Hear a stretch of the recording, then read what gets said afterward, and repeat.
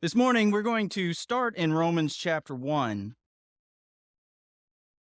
Before we get to that text, though, if you weren't with us 2 weeks ago, we started into the book of Habakkuk. And I want to give you a quick overview because we're going to take one phrase, a familiar phrase from Habakkuk, the just shall live by faith. And we're going to go back to that phrase and see how Paul and two other writers in the New Testament pick up that phrase, that quote from Habakkuk, the just shall live by faith, and how they use it. So in order to put ourselves into that position, I want to think back through what it is that Habakkuk is saying before that phrase comes up. So at that time in Habakkuk, the kingdom of Judah had been really in a terrible place for decades. Its leadership had been characterized by idolatry, by greed, by cruelty, by injustice. We've seen those things a few times throughout history from leaders. We know what it looks like when a nation or a country or a city, where any place is ruled by idolatry, injustice, greed, and cruelty. Finally, under Josiah, it seemed like reform was going to happen. Things seemed to be looking better. They returned to God's law. They were blessed. Josiah goes out to war against Egypt, and Josiah is killed. And after that, the next king was even worse than the previous ones. So these are evil times, not just like a rough year. If you think back and imagine in American history that the end of the 1800s into the beginning of the 1900s seemed like a wonderful time. Progress was happening all over the place. Seemed like there was peace, seemed like things were going well, and then here comes World War I. And then here comes the Great Depression shortly after. And right on the heels of that, here comes World War II. And you can understand why people would have thought, is it ever going to get any better? And you could feel maybe the social whiplash of the end of the 1800s and all the excitement, and it's better and it's good, and look at all these wonderful things, and then is it ever going to happen? You go from good times where you say, maybe there's a bad year, maybe there's a bad week, but overall things are improving. Or we'll call them evil times where you say, I don't know how things will ever get better. Habakkuk's lived through all of that. It was terrible. I don't think it can get better. Oh, look, it's going to reform. And then there's nothing here. It's never going to be any better. So how does a believer in God handle evil times like that? The kind where you say, not I had a bad year, but I don't know if it will ever be, if life on this earth will ever be what I want it to be. How does a believer handle that? So at that moment, Habakkuk cries out while he's feeling that. He's not stoic, I can take it. He's not saying, well, I don't need to ask God. He cries out to God and says, God, why is this happening? Why do I see all of this injustice in Jerusalem? How long are we going to be headed in the wrong direction? God responds to him and says, hey, check this out, Habakkuk. You're never going to believe it. I'm going to raise up a new global superpower, and they will come and bring justice on the kingdom of Judah. They're going to be fast, they're going to be fierce, they're going to be fearless, and they're also going to be blasphemous idolaters. Habakkuk goes, wait, what was that? What was that last one? I know you're judging your people, God. This is just paraphrased from the beginning of chapter 2 of Habakkuk. I know you're judging your people. I understand that. But shouldn't you use somebody who's more moral to judge your people? Isn't that how that ought to work, God? Are these people, the Chaldeans, the Babylonians that you're raising up, are they just going to keep right on going, being cruel and fierce and idolatrous forever? I was doing a little more reading after the last time I spoke on this, actually, and the way Habakkuk talks to God here is very abrupt. It can sound more polite in English, but I was reading more about it. He's asking a rhetorical question, the kind of question where you know the answer, and he's basically accusing God with rhetorical questions, but he's accusing God. God, you're going to let him keep going? What are you thinking? That's a great plan. Let the Babylonians take over. That's a little more the feel. But he also says, God, I need this answer.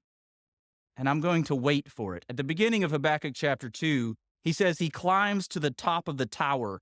It's a military term, but it's also a perspective thing, right? When you are looking around and you say, I don't see how all this fits together, one of the things you can do is climb up to try to see perspective. That's what he's doing. He's saying, God, your answer does not seem to fit. But instead of saying, forget you, I'm out, he says, God, your answer does not seem to fit. So I'm going to climb this tower and I'm going to look for whatever perspective you'll show me. When God's answer doesn't seem to fit in your life, do that. Say, God, I'm going to climb the tower. I want to know the perspective. Think about in John, the man born blind, and the disciples come. Who sinned, this man or his parents? And Jesus says, come with me up this tower. No, he was blind so that God would be glorified. They said, your answer doesn't seem to fit, Jesus. Come look at the perspective. Now, that's where God responds again. He says, there's a lot of things that you don't understand, Habakkuk, but I want you to understand one big piece. I want you to make it plain for everybody who sees it. I want people to know judgment will come. God is just.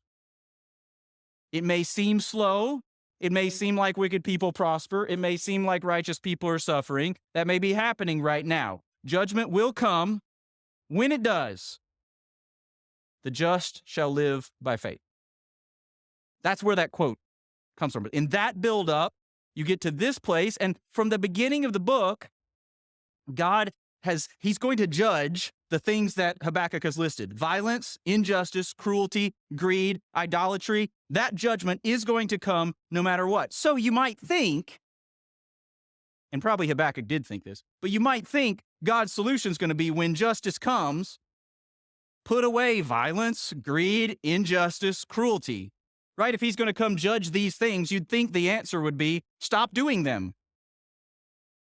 In other words, our human instinct might be to say, judgment is coming, so you need to live a changed life.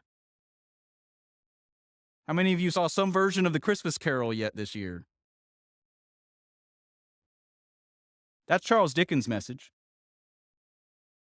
Judgment's coming, so live a changed life.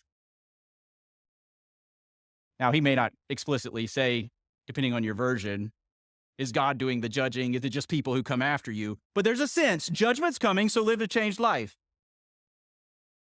We're all born with that kind of instinct that says, here's judgment, oh, I've got to try to do better. And we've all felt the frustration of trying to do better.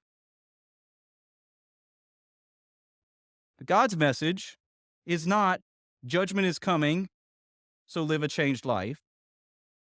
Since judgment is coming, the question is, how do I gain my life before a holy God? When judgment comes, how do I have life? And that's where we get this phrase, you trust him. The just shall live by faith. This is the core of the gospel. Now we could say, if God saves you, will you live a changed life? Yes. God changes people. God's Spirit doesn't come live inside your life and then there be absolutely no change. That doesn't happen. But if we only get that message, we'll miss the core of the gospel and we'll sound a lot like Charles Dickens. Judgment's coming, so live a changed life.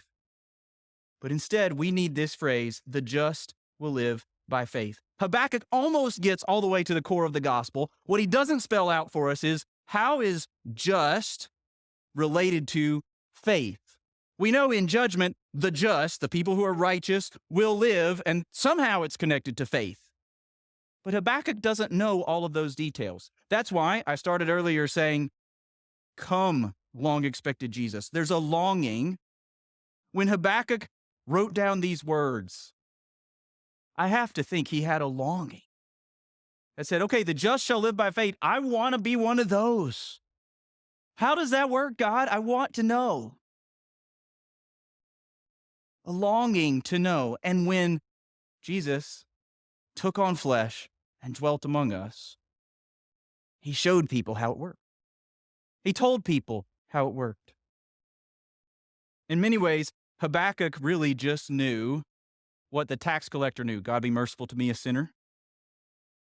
And in chapter 3, which we'll look at later, Habakkuk says, God, in wrath, remember mercy. Be merciful to me, a sinner. He didn't know how it all worked, and he got almost to the heart of the gospel. This morning, we're going to look at how the New Testament takes the phrase, the just shall live by faith. We won't unpack everything about it because you can't in this amount of time. I don't think you could if you had forever. But we'll talk about how the New Testament uses this phrase, the just shall live by faith, and how it is the core of the gospel. Before we do that, let's pray and ask God's help. Lord, in this simple, short phrase, we see truth.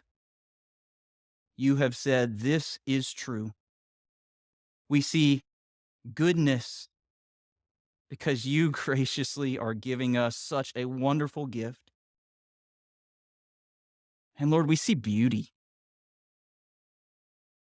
because you don't exclude anyone who would come to you in faith. The worst person, the best person, the poorest person, the richest person, the most popular person, the least popular person, all approach you in exactly the same way through Christ. It's beautiful. So work that in our hearts this morning. May we believe your truth. May we delight in your goodness. And may we love your glory more because of these few moments together this morning. In Jesus' name, amen. Romans 1, starting verse 16, Paul says, For I am not ashamed of the gospel, for it is the power of God for salvation to everyone who believes, to the Jew first, and also to the Greek. For in it the righteousness of God is revealed from faith for faith, as it is written, the righteous shall live by faith.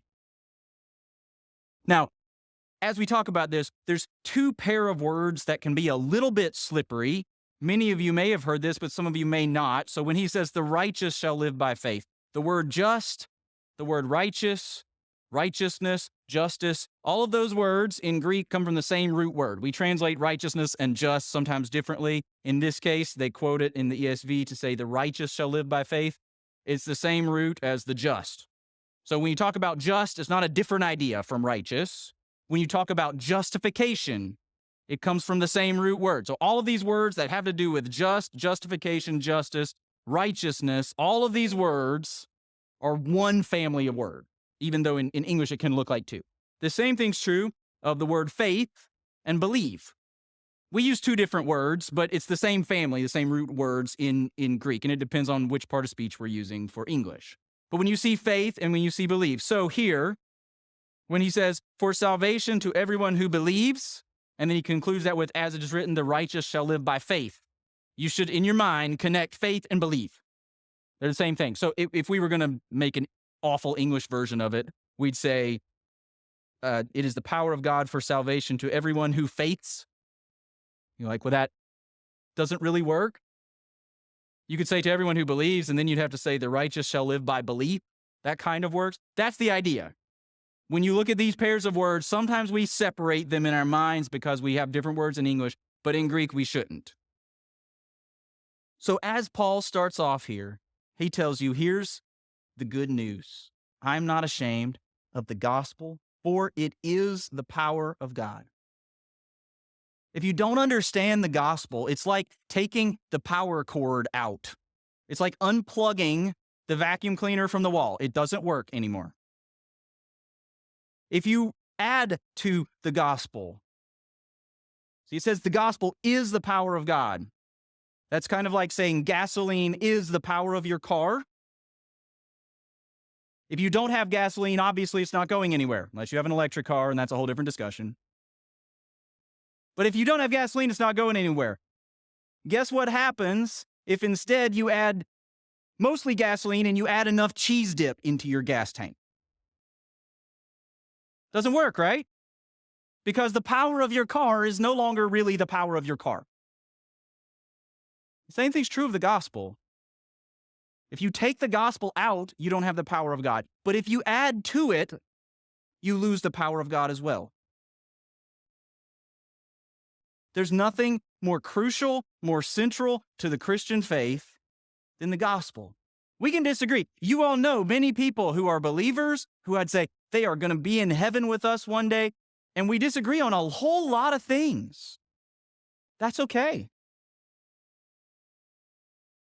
But we can't disagree on the gospel.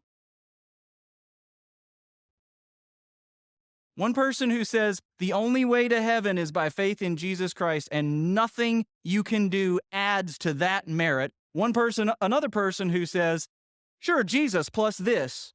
That's not the same. The core of Christianity is the gospel, the foundation of Christianity. That's why Paul says, I'm not ashamed of the gospel, for it is the power of God to salvation for all who believe. Because, he goes on to say, verse 17, in it, the righteousness of God is revealed from faith for faith. Now, throughout history, different people have wrestled with this phrase. Martin Luther famously did. And one of the things that he struggled with is he understood this first to mean God is righteous. So there's like an impossibly high, perfect standard, and that's what God is. And therefore, that's what God demands of us. And he says, so the gospel reveals that God demands perfection from you. And he wrestled with that because he said, that's not good news. Because I'm not perfect. And he kept wrestling, and he had fear. If you read some of his biographies, he had this just emotional angst. He cared about that a whole lot more than some of us ever have. And he wrestled with his fear because he tried to do what was right so much. He was in a monastery. He was depriving himself of food. He would do the things that monks did, asceticism, where they would even harm themselves in some ways to try and get closer to God, which was misguided. God doesn't ask you to do that. But he was trying so much, and he found he kept failing and kept failing and kept failing. So he was under this weight that said, it's not good news to reveal the righteousness of God, that he has a perfect, impossible standard.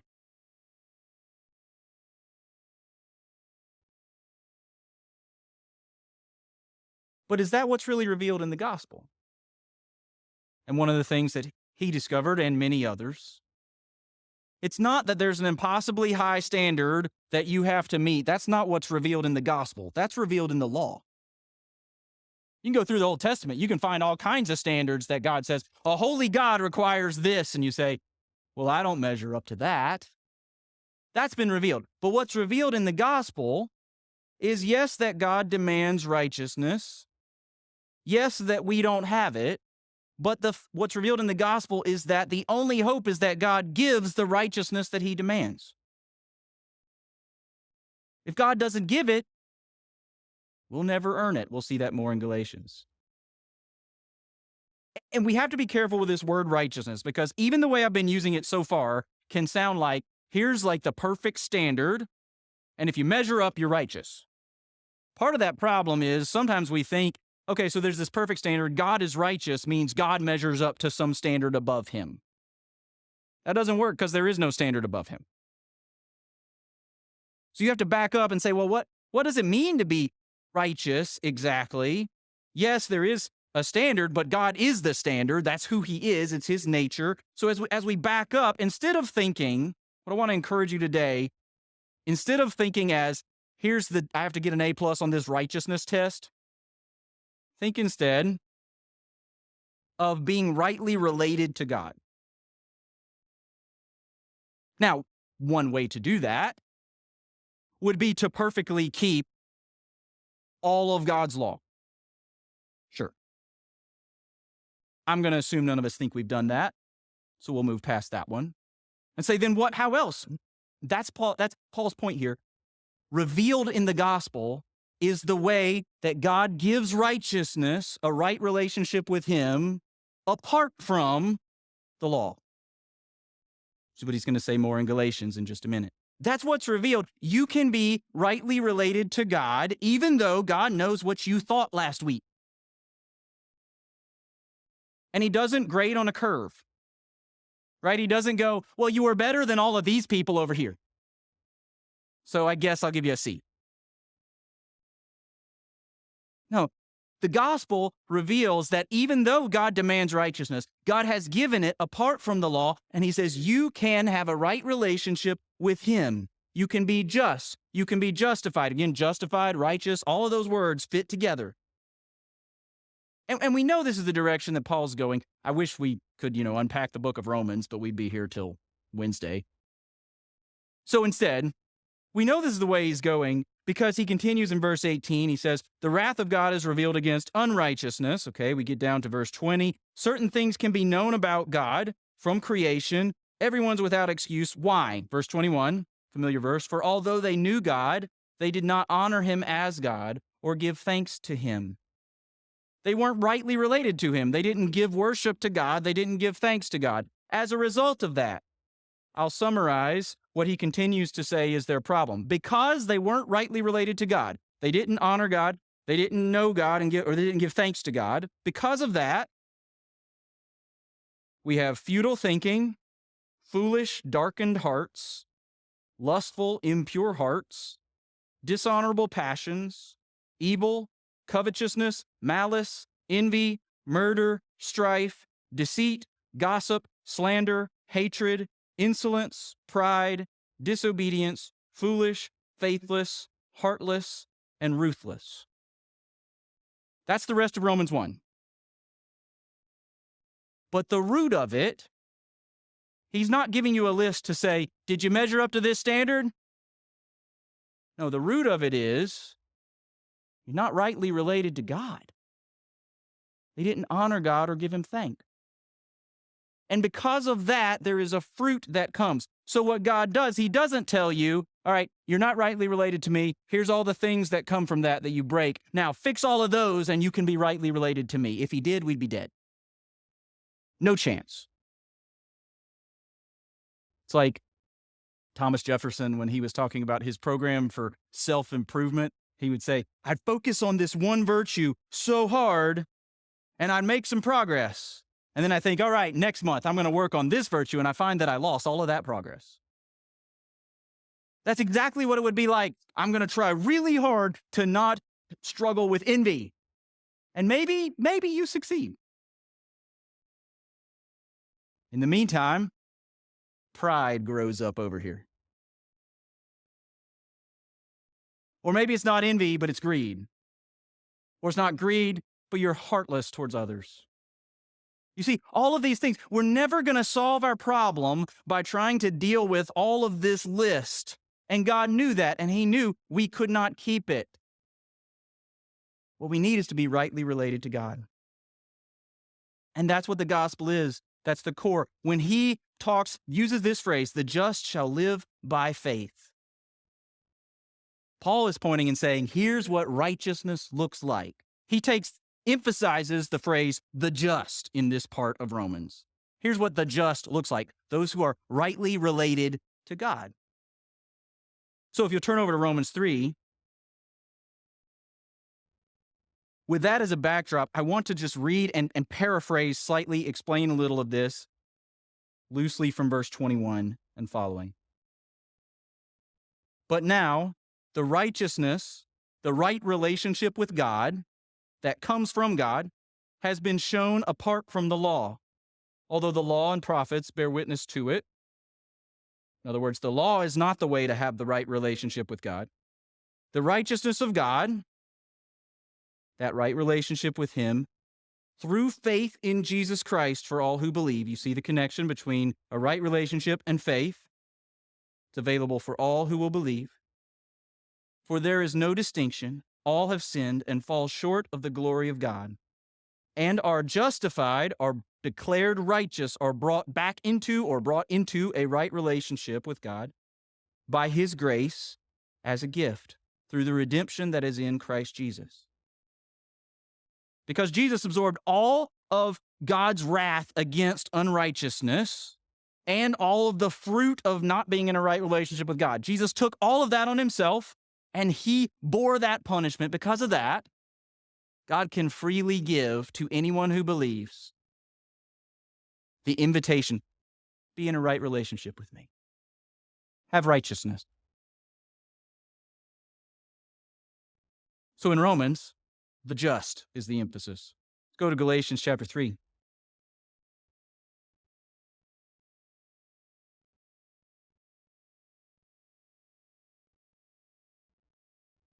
Here we'll pick up the next phrase, the just shall live. What does it mean to live? We're closer to having a good view, a good understanding of how faith and righteousness are related. And Paul does talk about that in Romans, but he talks about it more concisely here in Galatians chapter 3. In verse 6, he says, just as Abraham believed God, and it was counted to him as righteousness.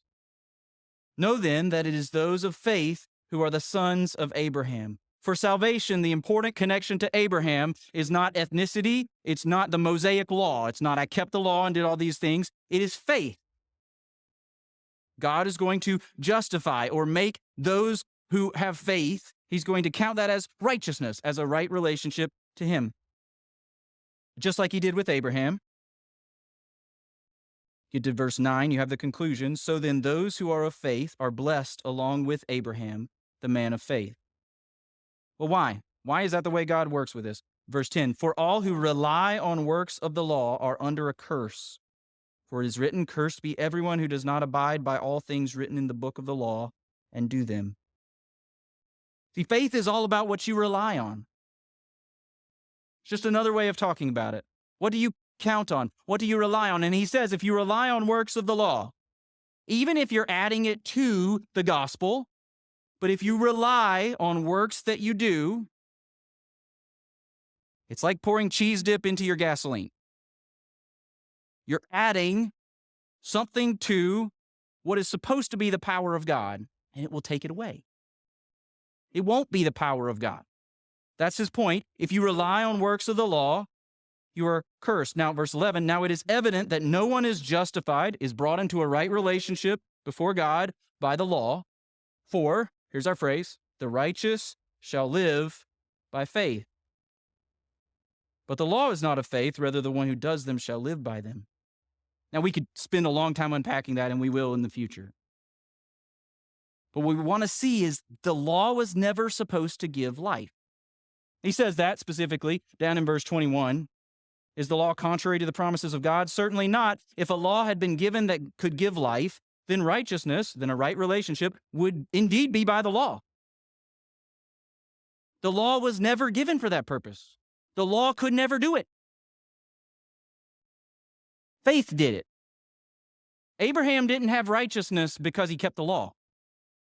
Abraham had righteousness because he believed God and God counted it as righteousness. The just are going to live by faith. They're going to live, instead of being under the curse and the punishment that comes with relying on your own efforts, the just will live. They'll have life because of what Jesus has done for them. That means you don't add anything. I want to ask you what you're tempted to add. To be in a right relationship with God. What are you tempted to add to the gospel? We don't add love for our neighbor. You should love your neighbor. You should not rely on loving your neighbor to put you in a right relationship with God. You can't and won't love your neighbor enough to do that. We don't add church attendance. I'm really glad you're here this morning. If you're here this morning saying, this is how I'm going to be in a right relationship with God, earning something from him, it's not how it works. We don't add baptism. Baptism is a good thing. It's a great step of obedience. It's not part of what puts you in the right relationship with God. We don't add penance or feeling bad for our sin or making up for sin. Should we feel bad when we sin? Sure. Should we confess? Should we try to restore? Yes, absolutely. But if we're going to the core of the gospel, what gives me a right relationship with God? It's not any of these things. It's not the Bible reading we should do. It's not prayer. It is my faith in Jesus Christ alone. That's it. And God looks on that and counts that faith as righteousness. Because what I'm doing is coming to him. I'm not keeping all the law. I can't keep all the law, but I come and I say, Jesus kept it for me. I come and I say, I don't have to earn a standing before you because you invited me to come. We could say, like Alistair Begg, if you're familiar with his clip, the man on the middle cross said I could come. We use this picture a lot. If you're standing at the gates of heaven, fictionally, and somebody looks at you and says, why should you get into heaven? It can tell you a lot about your answers. If you're honest, what is my answer? If your answer is anything other than Jesus, you're adding something to the gospel. The good news is Jesus said, if I trust him, I can come in. We're done. That's the good news of the gospel. That's why Paul's not ashamed of it, because it is a true and good and beautiful message. The last example is from Hebrews 10, if you want to turn over there. There, verse 38 says, my righteous one shall live by faith, and if he shrinks back, my soul has no pleasure in him. But we are not of those who shrink back and are destroyed, but of those who have faith and preserve their soul. Notice that phrase at the beginning, my righteous ones, the way it's translated in the ESV, the righteous one, it's the same quote, the just shall live by faith. Notice he doesn't say one will have faith and then not have faith. What he says in verse 39 is those who have faith will continue and preserve their souls. This text pushes you to the reality of the last part of the phrase. We started with the just, a right relationship with God. That is a wonderful gift. What's it mean? It means you're going to live. You're not going to be under the curse that comes from relying on your own works. You're going to have true life because the law could never give you life, but the gospel does. Because your faith is counted as righteousness. The last one, by faith. This text in Hebrews, if we looked at the overall context, it pushes you to say, is my faith real? I want you to imagine with me, you're on a plane, getting ready to skydive. Large plane, we're all in there together. We've all got our parachutes on. We can sit here and talk about relying on our parachutes all we want to. We can sit here and say, do you rely on your parachute? Do you rely on your parachute? Oh yes, oh yes. Great. We can sing songs about our parachutes. We can say whatever words we want to say about our parachutes, but when it comes down to, am I jumping out of that plane? Which one are you relying on? I can tell you where I'd be. I'd be like, no. Because ultimately what it comes down to is I want to rely on that plane a whole lot more than that parachute. I'm still relying on something. I'm not flying on my own. And if you might find the wrestling, you might find the struggling, but if you say, there's no way I'm jumping out of this plane, you rely on the plane more than the parachute. When it comes down to it, and you know God's judgment comes because God is a righteous and holy and just judge. What do you rely on? Do you rely on Jesus and his righteousness only? Not like, yeah, I trust in Jesus. Oh, God, I've done pretty good over here. I mean, I've worked pretty hard too. That counts for something, right? Or do you jump and say, God, if Jesus doesn't save me, then I cannot be saved? If my soul is not safe through your judgment because of what Jesus did, then it will never be safe because I tried to be better. If my soul is not protected by Jesus because you count his righteousness as mine, if my soul's not safe like that, then no amount of church attendance, no amount of prayer or Bible reading, no amount of baptism, a love for neighbor will do anything. But I'm going to jump and I'm going to pull the cord on that parachute and say, the man on the middle cross said I could come. That's faith.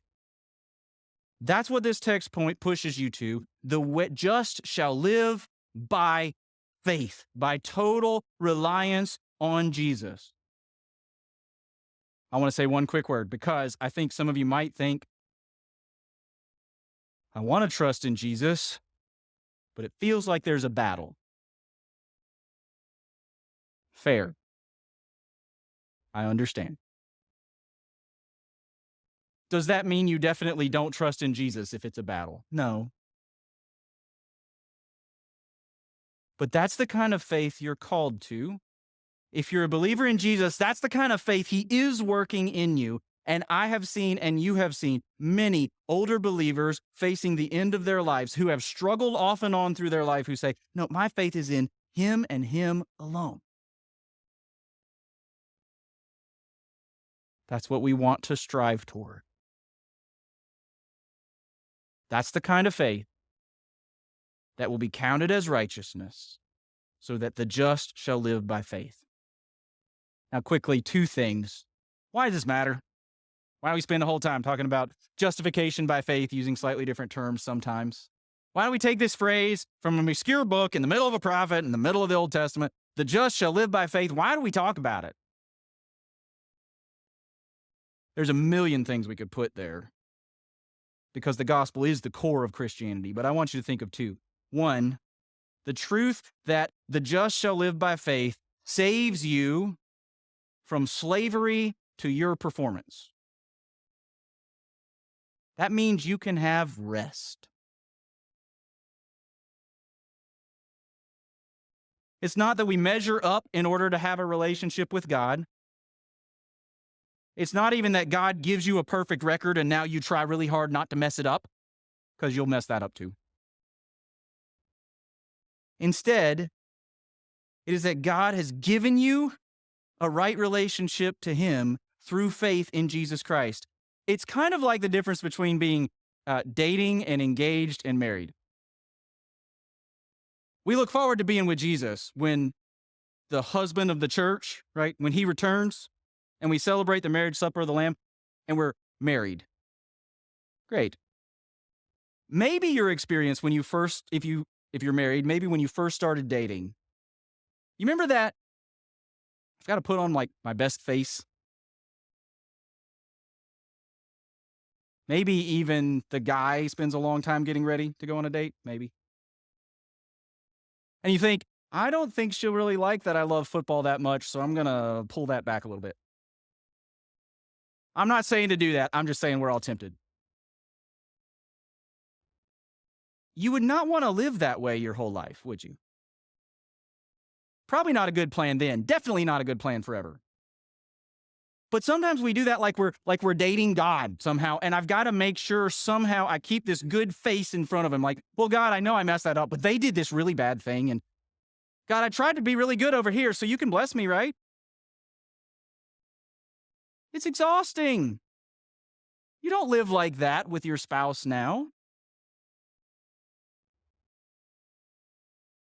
If we don't get the gospel right, we might think we're dating Jesus like that and find that relationship very exhausting. On the other hand, when you say, I'm engaged to Jesus, He's committed to me with 100% faithfulness, and I can love it, and I can rest in it. I love Him, and I want to please Him.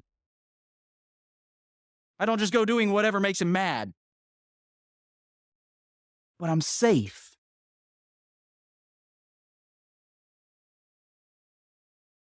The core that the just shall live by faith saves us from depending on our performance. It saves us from slavery to our performance and from the exhaustion that comes with it. Second thing, a right understanding of justification by faith saves us from pride. Ephesians 2 says, for by grace are you saved through faith, and that not of yourselves. It's the gift of God, not of works. Why? Lest any man should boast.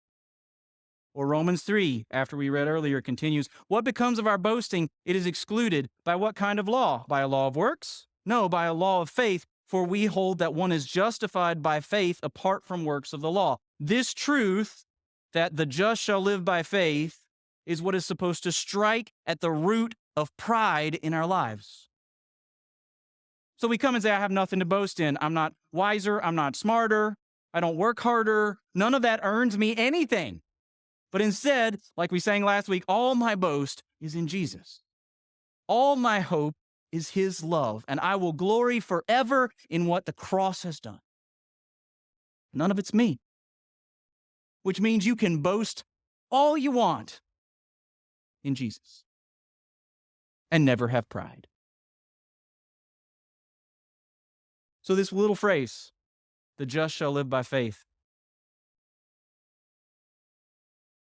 it needs to be part of our heartbeat because the gospel is the core of Christianity.